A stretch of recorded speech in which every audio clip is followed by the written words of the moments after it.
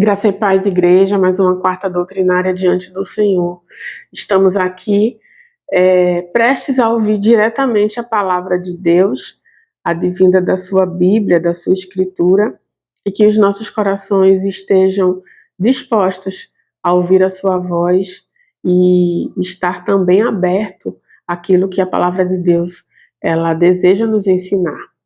Que Deus realmente nos conceda neste momento da sua graça e que o seu Santo Espírito venha a revelar aos nossos corações a sua preciosa palavra. Vamos iniciar orando?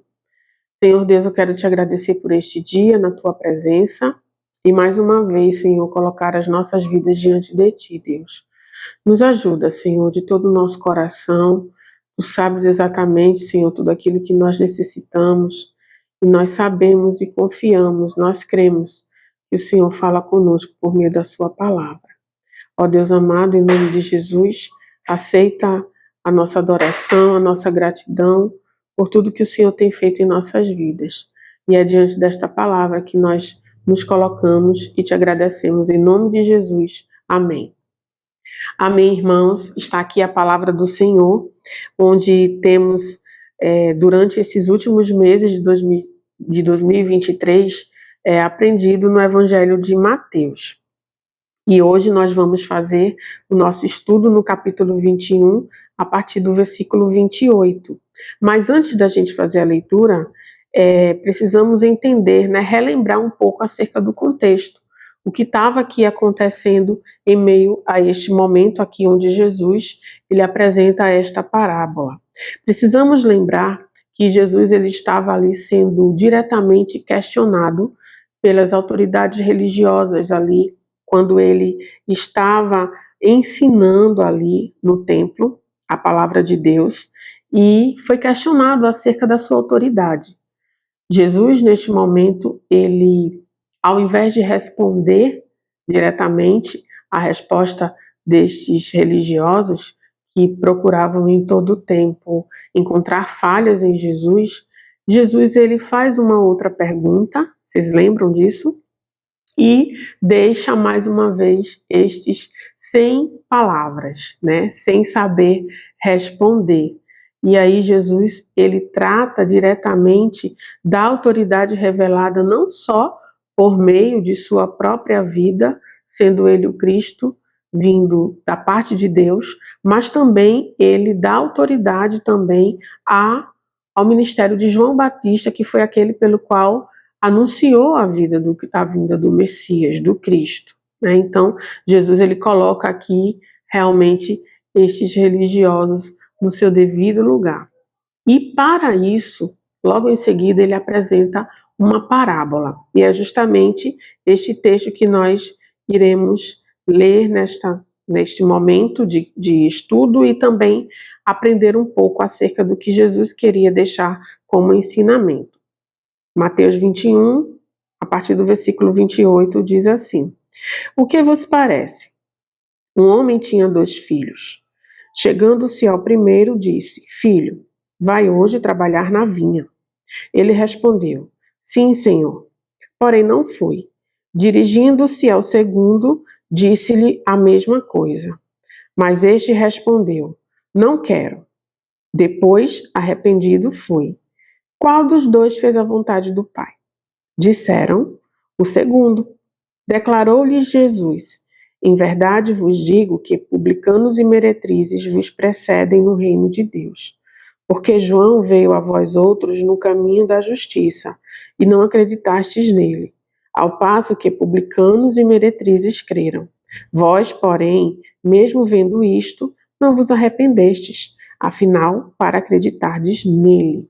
Então, Jesus aqui, ele traz esta parábola para esclarecer ainda mais acerca do seu chamado, da sua autoridade e também da autoridade ali advinda primeiramente por meio de João Batista. Então, contando aqui esta parábola, um pai que tem diante dele 2 filhos. Ele vai primeiramente no filho e dá uma ordem para que ele vá trabalhar em sua vinha. O filho prontamente diz que sim, porém, ele não vai, ele não obedece. O segundo filho, da mesma maneira, também é chamado para este trabalho, e embora apresente a Jesus ali o não querer ir, já dando uma negativa ali para seu pai, ele se arrepende e volta atrás, acaba indo sim trabalhar e obedece ao chamado do pai. Então aqui nos é apresentada uma pergunta: qual dos dois filhos fez a vontade deste pai?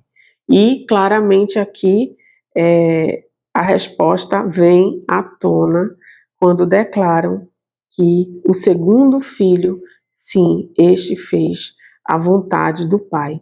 E neste momento aqui, Jesus, ele vem e apresenta a sua comparação.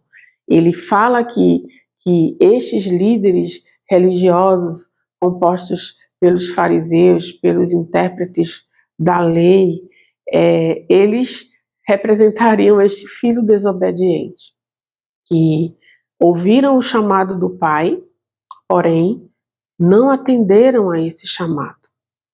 Jesus também compara, né, esses filhos aqui, e vamos ligar agora o filho que foi obediente, atendeu ao chamado do pai, aos pecadores. Pecadores, porque sabemos que todos aqui eram pecadores. Porém, aqueles que eram encontrados como, por exemplo, os publicanos e as meretrizes, e por muitas vezes sendo vistos e pré-julgados por estes mesmos religiosos como não merecedores do perdão, estes sim, como o filho obediente, que embora não desejando inicialmente fazer a vontade do Pai, mas que se arrependeram e atenderam ao seu chamado. Então, esses dois filhos aqui são diretamente ligados tanto ao grupo dos líderes religiosos, como sendo aqueles que foram chamados, porém não obedeceram, pelo contrário, desejaram fazer unicamente a sua própria vontade. E o grupo daqueles considerados pecadores, os publicanos e meretrizes, que ainda que prioriamente falando não para o Pai, ou até mesmo para o chamado de Jesus, vieram a se arrepender e obedeceram a este chamado, fazendo sim a vontade de Deus. Então, este sim, como Jesus fala aqui nos versículos finais, né? No versículo 32, neste caso, Jesus deixa muito claro aqui que estes precederiam em muito aqueles que eram tidos por religiosos, né? Estes sim que se arrependeram, que obedeceram ao chamado de Jesus, estariam muito mais à frente do que eles mesmos.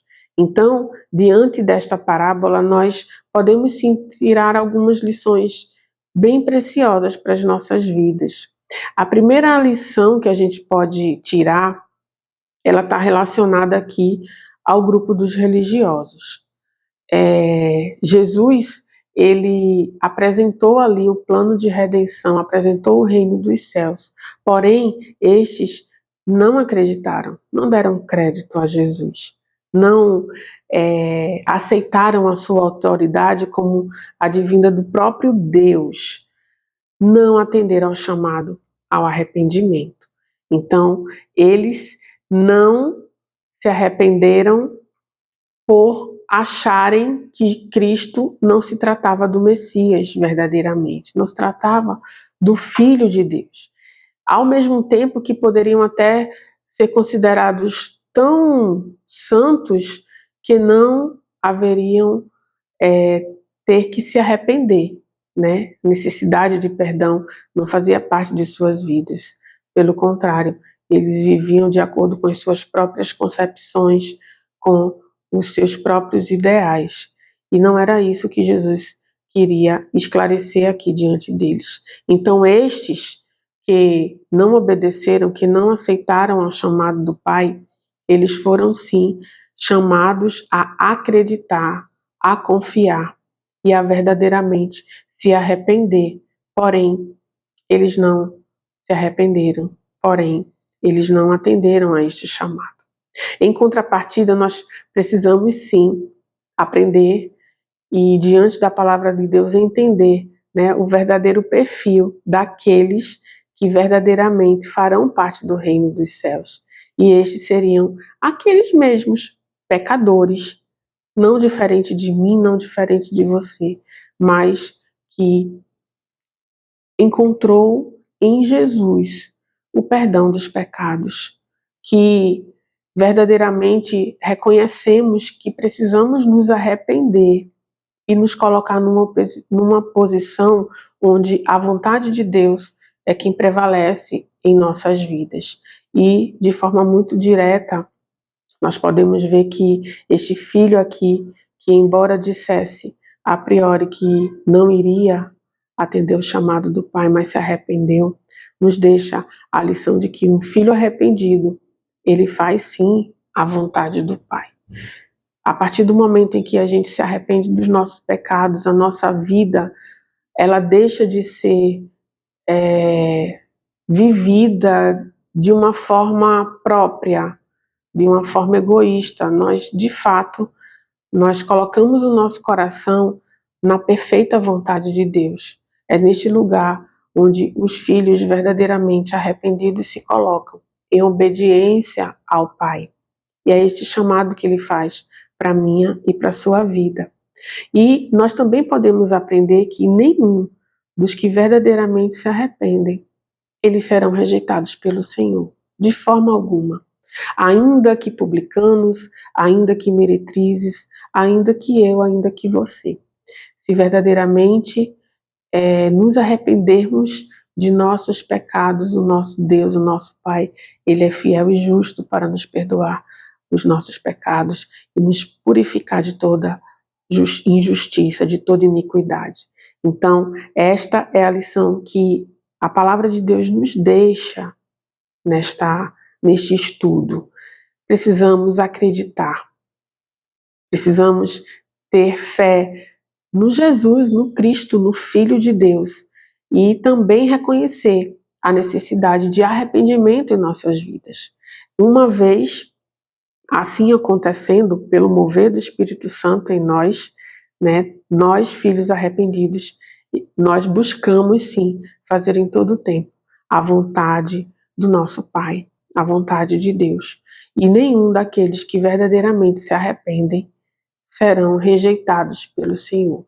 Não importa o que você já viveu, não importa o passado pecaminoso que foi deixado para trás.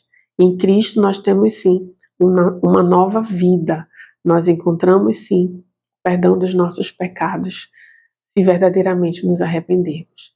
E que o Senhor de fato encontre em nós filhos obedientes, filhos que verdadeiramente se arrependem e buscam fazer e atender ao chamado do nosso Deus. Vamos orar agradecendo ao Senhor. Deus querido, amado, nós queremos, Pai, te agradecer pelo teu chamado em nossas vidas, pela salvação revelada a cada um de nós por meio do sacrifício de Jesus. Nós te louvamos porque, de fato, é o Senhor que nos traz essa condição de reconhecermos que nada somos sem ti. E assim nós queremos nos colocar diante da tua presença, Senhor, arrependidos de todo o mal que um dia praticamos contra o Senhor. E nos colocamos, Senhor, diante da tua presença, diante da tua santa e perfeita vontade. Conduz os nossos passos, conduz, Senhor, as nossas vidas, para que de fato em tudo possamos glorificar o teu santo nome. Seja assim, Pai, na minha vida, na vida dos meus irmãos. Perdoa os nossos pecados. E é em nome de Jesus que assim te oramos. Amém. Amém, querida igreja. Que Deus abençoe.